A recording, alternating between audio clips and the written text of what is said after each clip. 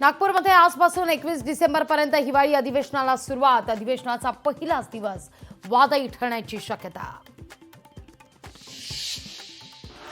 हिवाळी अधिवेशनात 20 विधेयकं मांडण्यात येणार. जनतेच्या हिताकरता निर्णय घेऊ, मुख्यमंत्र्यांची ग्वाही. हिवाळी अधिवेशनात विधान भवनात धडकणार 21 मोर्चे. विविध मागण्या सरकारपर्यंत पोहोचवण्याकरता मोर्चेकऱ्यांनी घेतली आहे परवानगी. अधिवेशनाच्या पहिल्या दिवशी नागपूरमध्ये काँग्रेसकडून बॅनरबाजी. पूर्वी काँग्रेसमध्ये असलेले आणि आता भाजपमध्ये असलेले मंत्री आणि आमदारांचे बॅनरवर फोटो. भाजपच्या प्रदेशाध्यक्षपदी कुणाची वर्णी लागणार? रवींद्र चव्हाण, संजय कुटे यांच्या नावाची चर्चा. 2012 मध्ये काँग्रेसनं प्रणव मुखर्जींना पंतप्रधान केलं असतं तर आज ही स्थिती वेगळी असती.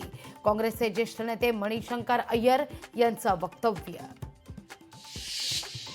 आनंदराज आंबेडकरांकडून आज महाराष्ट्र बंदची हाक. परभणी दगडफेक प्रकरणी कोठडीत असलेल्या अनुयायीचा मृत्यू आणि याचाच निषेध व्यक्त.